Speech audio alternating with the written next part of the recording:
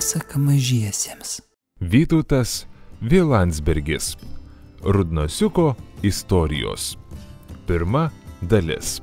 Tulam, o Tulas tai įdomus savotiškas trenktas. Skaitytojų siūlomos Rudnosiuko istorijos kol kas dar neįtrauktus į pasaulio istorinės literatūros aukso fondą, tačiau vilties yra. Žadėjo per pažįstamus kitąmet įtraukti į sidabro fondą, o iš ten yra aukso fondas ranka pasiekiamas. Todėl prieš pradedant pasakoti Tulas Rudnosiuko istorijas norėtųsi nušviesti šių istorijų atsiradimo istoriją, idant paskui nekiltų nereikalingų klausimų, nedarančių niekam garbės. Taigi pradėkime nuo pradžių. Visų pirma, Rudnosiuką išgalvojo visiškai ne aš, o kitas dėdė Vytė Nemunėlis. Būdami maži, manding vis girdėjome šiuos nuostabius Vytės posmus. Ten miške, kur eglės ošė, po pušim sena, buvo Meškinas Rudnosis, Rudnosienė jo žmona. Ir turėjo jie meškiuką, Rudnosiuką kaip ir jie. Buvo jis dar be kelnyčių ir bėgiojo tik namie. Tai va, parašė šį kūrinėlį Vytė Nemunėlis ir prasidėjo karas. Nedrįstume teigti, jo karas prasidėjo būtent dėl šios knygelės pasirodymo, tačiau kas galėtų tai paneigti. Važinėjo tankai ir šaudė iš patrankų, Nemunėlis žiauriai nemėgo kariauti, tad susikrovė lagaminą ant vilnonės kojinės, dantų šepetuką ir išvažiavo į pasaulį, kad kartais kas nenutiktų. Vyte, pasiimk ir mane į lagaminą, šaukė jam Rudnosiukas. Tu netilpi, atsakė Vytė ir pakišo Rudnosiuką po lovą. Pagulėk čia, aš greitai grįšiu. Ir išmovė pro duris. Rudnosiukas gulėjo po lovą, įbedęs nosį į dulkes ir žinojo, nesugrįš greitai Vytė.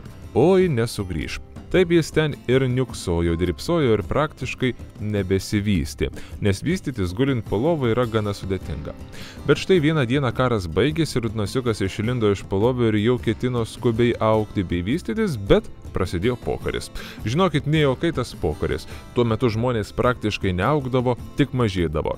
Mažėdavo, smulkėdavo, kol pavirsdavo mažais, vos įžiūrimais parazitais. O parazitai tai šlikštų, tai nenusakoma žodžiais. Knygelėje pretenduojančioje į aukso fondą apie juos net ir kalbėti nesinori.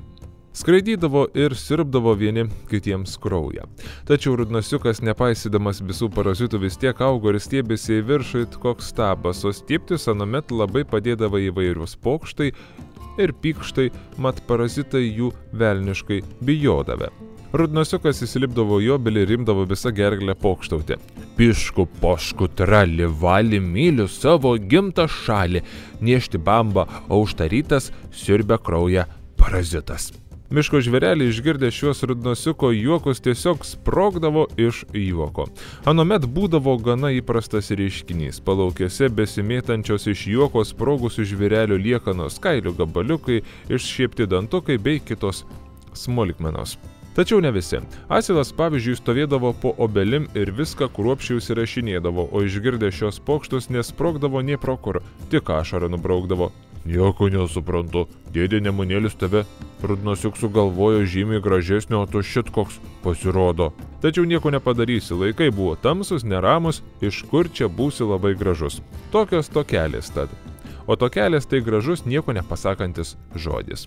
Tolesniam skaitytojui turbūt vis dar neaišku, kamgi rašinėti apie Rudnosiuką naujas istorijas, jeigu Vytė Nemunėlis ir taip jau viską parašė. Puikus klausimas, 2-1 skaitytojo naudai. Skubu paaiškinti. Rudnosiukas mėgstamiausia vaikystės knyga, bet ji labai plona, 1-2 ir perskaitai. Perskaitai ir galvoji, o ką Rudnosiukas veikia užaugęs, pokariu, prie Brežnevo, Gorbačiovo, kaip jis elgėsi mokykloje, kalėjime, tremtyje ir kitose lavinimo įstaigose, kaip jis valgo, bučiuojasi, gal Rudnosiukas iš viso nemoka bučiuotis. Ar spėjo Vytė išmokyti jį valgyti šakute, ar jis vis dar ryja rankomis? Visi šie klausimai tiesiog reikalavo, kad į juos skubiai būtų atsakyta, todėl ir atsirado ši knyga. O kai jau pradedi ką nors svarstyti, rašyti, kankintis klausimų, tik daugėja. Pavyzdžiui, o kas tas Rudnosiukas iš viso? Žmogus ar meška? Ar koks kitas gyvulys? Su ragais ar be? Jaunas ar senas? Plaukuotas ar nuplikęs? Ir tada šauna mintis, o gal Rudnosiukas nei žmogus, nei gyvulys, o diagnozė? Bet jeigu diagnozė, tai turėtų būti ir pirmieji Rudnosiuko požymiai, vėlesnės stadijos vaistai. Koks, tarkim, yra pirmos stadijos Rudnosiukas? O kaip atrodo žmogus, kuriam jau visiškas Rudnosiukas? Ar tai užkrečiama? Ir svarbiausias klausimas, kokie Rudnosiuko simptomai? Nežinau. O ką, jeigu nežinojimas irgi simptomas? Jeigu Rudnosiukai irgi nieko nežino. Jums pagrįstai gali kilti dar vienas pagrįstas klausimas, o iš kur tas rudnosiukas atsirado ne kaip literatūrinis personažas, o kaip zoologinis vienetas, iš kokio žvėries jis išsivystė, koks jis buvo prieš mūsų erą, koks ankstyvaisiais viduramžiais ir taip toliau. Kągi, skaitytojo smalsumą dera patenkinti. Rudnosiukas gimė 62 metais prieš mūsų erą gegužės 25 dieną. Neteisinga būtų sakyti, jog jis gimė, jis paprasčiausiai išsivystė iš vidutinio stambumo brutozauro. Maždaug tuo pat metu, kai iš mažųjų stripokokų išsivystė kiškiai. Rudnosiuko tėvelis buvo eilinis brutozauras, kuklus ir darbštus žolėdis, dirbo miško bibliotekos vedėju. Laisvalaikiu rašydavo anekdotus apie miškų žvėrelių gyvenimą. 75-aisiais mūsų eros metais miške buvo itin populiarus jo anekdotas apie asilą. Nutarė kartą asilas tapti kengūrą. Parėtė priekinės kojas ir šokinėja per krūmus ant užpakalinių. Pamatė jį liūtas ir klausė: "Ko šokinėjai? Ką čia vaidini?" "Kengūra," atsakė asilas. "Matai, noriu būti pasaulyje pats greičiausias ir stipriausias." "Negražu, oi negražu šitaip," pamokomai tarė liūtas ir suvalgė asilą. Miško žvėreliai išgirdę šį anekdotą juokdavosi ir trindavo letenėlim pilvus. Vienintelis asilas nežvengdavo, o daužydavo kanopam žemę ir žviegdavo, kad tai melas, prasimanimas ir jam šitaip niekada nėra atsitikę. Rudnosiuko tėvelis nenorėjo, kad miško žvėreliai žinotų, kas tų anekdotų autorius, tad pasivadino slapyvardžiu Rudnozauras. 80 metais prieš mūsų erą Rudnosiuko tėtis vedė jauną bratozauraitę Baobabą iš gretimos Baobabų giraitės. Vestuvės buvo negausios, bet labai smagios. Jaunieji susikvietė visus apylinkių pitekantropus, kentaurus, minotaurus, o kentaurai ir minotaurai tai pirmykščiai vestuvių muzikantai, undines ir kitus dinozaurus. Tik vienos pelėdos, kaip visada, nepakvietė. Pelėda atvyko ir nekviesta, prisigėrė citrino arbatos ir šoko kentaurų polką su ragučiais, net plunksnos dulkėjo. Bet štai antrą vestuvių dieną senas apyžlibis minotauras ant stalo šokinėjančią pelėdą supainiojo su citrina. Čiupo ją, išspaudė arbatą ir užtraukė visą gerklę. "Karti, karti, arbatėlė, karti." Smagią dainą kaip mat pagavo ir kiti vestuvininkai. "Bučiuosis jaunieji, tai bus saldi." Na, pasibučiavo Rudnosiuko tėveliai vieną kartą. Kažkas ne taip. Pasibučiavo dar kartą, ogi žiūri, visai nieko. Ir taip jiems patiko bučiuotis, kad pakštinosi. O tai yra priešistorinis bučiavimo būdas į nosį. Nesustodami jie taip darė 3 dienas ir 3 naktis, o 4 dienos rytą vietinės reikšmės pterodaktilis jiems atnešė mažytį Rudnosiuką. Vėliau visa šeima persikėlė į mišką netoli Rudnosiškio, kur neilgai ir nelaimingai gyveno. Rudnosiškis buvo okupuotos, medžių šakos apkapotos, o ant lauko pliko, tik vargšas Rudnosius nuplikęs beliko. Toks būtų sutrumpintas Rudnosiuko gyvenimo variantas, o dabar siūlome pailgintą.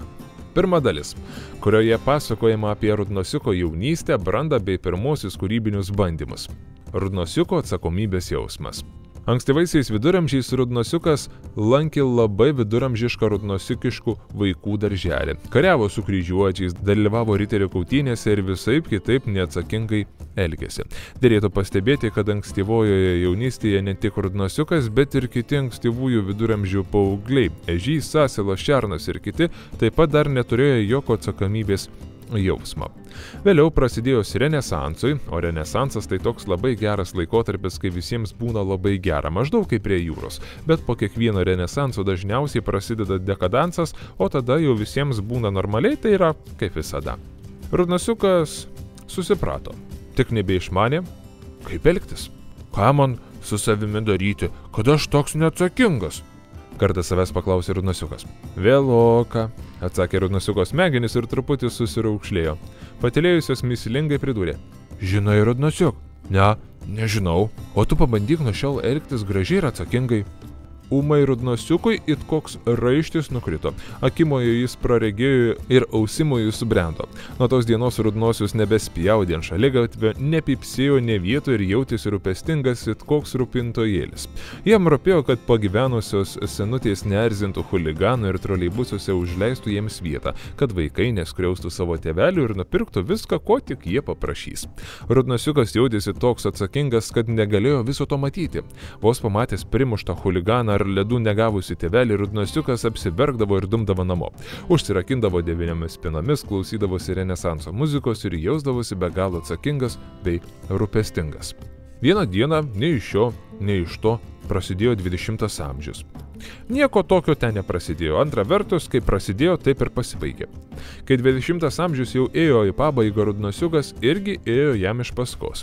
Ūmai jis išgirdo verksmą bei dantų griežimą. Aš noriu mašinos, o man niekas nenupirka. Apsidairęs Rudnosiukas pamatė smėlio dėžėje neatsakingai verkiančią mamytę. Šalimais ant suolelio sėdėjo jos dukra užsimetusi koją ant kojos, skaitė laikraštį ir nepatenkinta bambėjo. Mašiną jei nupirkti prie jūros nuvežk, dar ko užsimanys. Rudnosiukas pasijuto labai nesmagi, kad jo atsakomybės jausmas tiek laiko tylėjo ir, ilgai nesiderėdamas, nupirko tos mergytės mamai Žigulius. Tai mašina su visais 20-ojo amžiaus privalumais. Tačiau mergytė labai supyko, ėmė švilpti, trepsėti kojomis ir šaukti dėdę milicininką. O tais laikais gerbiami policininkai dar buvo neišsivystę, tad bananai šerdavo draugai milicininkai. Padėkit, gelbėkit! Toks anoks atsiprašant Rudnosiukas, o mamoms mašinas perka, pasibaisėjo draugas milicininkas ir sušėrė Rudnosiukui porą bananų. Rudnosiukas negalėjo pakęsti tokio pažeminimo. Aš tik norėjau, kad viso pasaulio mamos būtų laimingos. Atsakymas buvo ūmus, tiesus ir negailestingas, tarsi botago kirtis per užpakalį. Jūs kvailys tamsta. Rudnosiukas, užvaldytas neseniai pabudusio atsakomybės jausmo, su viskuo sutiko. Net nepastebėjo, kad į jį kreipiantis jūs buvo mažąja raide. Jau buvo bedaužas galva į sieną, tačiau milicininkas jį sustabdė. Prašau, netaškyti sienų. Supykusi mergytė čiupo savo mamytę po pažastimi ir trenkė Žigulių durimis iš visų jėgų. Paskui įsidėjo mašiną į vieną kišenę, mamytė į kitą, užsirūkė cigaretę ir nurūko, kur akis mato. Milicininkas nurūko į kitą pusę, o Rudnosiukas stovėjo rūke, atsirėmęs į sieną ir pamažu miglotai ėmė suprasti, kad jis nieko šiame keistame 20-ame amžiuje nesupranta, nors pirštu į akį durk. Rudnosiukas, kaip ir visi kiti normalūs šiuolaikiniai rudnosiukai, ežiai, asilai ar ne dievo karvytės, turėjo savo himną. Kur tik eidavo, ten ir himnuodavo, o tas himnas buvo toks. Nei šioks, nei toks. Kaip gera, kai man gera, kaip gražu, smagu kasdieną vaikščiot ratu, ratu, ratu. Pradėjau savo kalbėti, žiūrėti, ką girdžiu, žvaira dievo karvytė užlipo stiebeliu. Užlipo man į ausį ir tarė pašnibždom. Ak, mielas, nos rudniukai, paleisk mane namo. Vakaris, vėjas pūtė, kalbėjomės abu, maži juodi taškeliai prilipo prie langų. Ir tarė man karvytė. Aš tų taškų mama, pati buvau taškelis, kai dar buvau maža.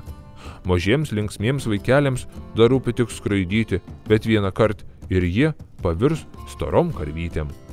Dainuodamas himną, Rudnosiukas savo vardą specialiai pakeisdavo į nosų rudniuką, kad juokingiau būtų. Ir iš tikro, kai Rudnosiukas eidavo mišku ir traukdavo himną iš medžių, iškraičiodavo visi žvirbliai. Rudnosiukas manydavo, kad iš juoko.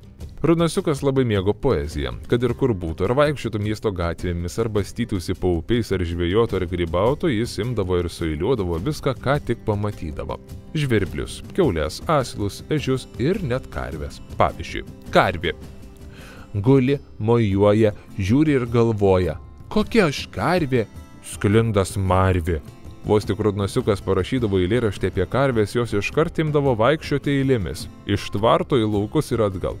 Tik žvirbliai niekaip nesuseiliuodavo. Skraidydavo ir toliau kaip papuola. Kai rašoma arba skraidoma kaip papuola, tai vadinama baltosiomis eilėmis, baltąja karštinė ar panašiai. Kai Rudnosiukas dar buvo mažas, jis puikiai žinojo, kad jo batai yra 2 ir tik tai 2.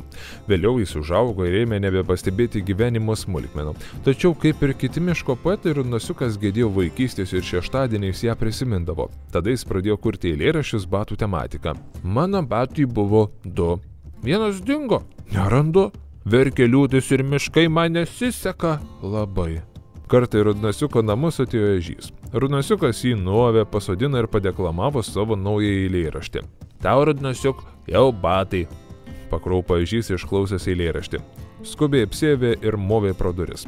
Teisybę sakant, Rudnosiukui nelengvame jo gyvenime labai padėdavo batai. Mat, norint tvirtai stovėti ant kojų, reikia gerų batų. Antraip galėjai įsidurti arba nusiminti. manė rudnosiukas pamatęs paskutinius batus ir vaikščiodamas su šlepetėmis. Paskui atėjo ruduo. Rudnosiukas klampojo per balas ir sušlapo iki ausų galiuko. Nusiminė vargšelis iki žemės graibimo ir pradėjo kurti rudeniu trenkiančias eiles. Semė kojas man vanduo, rudas purvinas ruduo, pats esu dėl visko kaltas, kiauri batai, plyšęs paltas. Išgirdo šį posmą ežys, apsiverkė ir nedelsdamas nė minutėlės nupirko rudnosiukui porą juodų lakuotų kaliošų, o šlepetes išmetė pro langą. Tačiau rudnosiukas užuot padėkojęs prisikėlė iš numirusių ir net nepadėkojo. Čiuožk iš čia su savo lakuotais kaliošais, o aš vaikščiosiu taip, kaip mane mama pagimdė. Kaip tarė, taip ir vaikščiojo. Tęsinys kitą dieną tuo pačiu metu.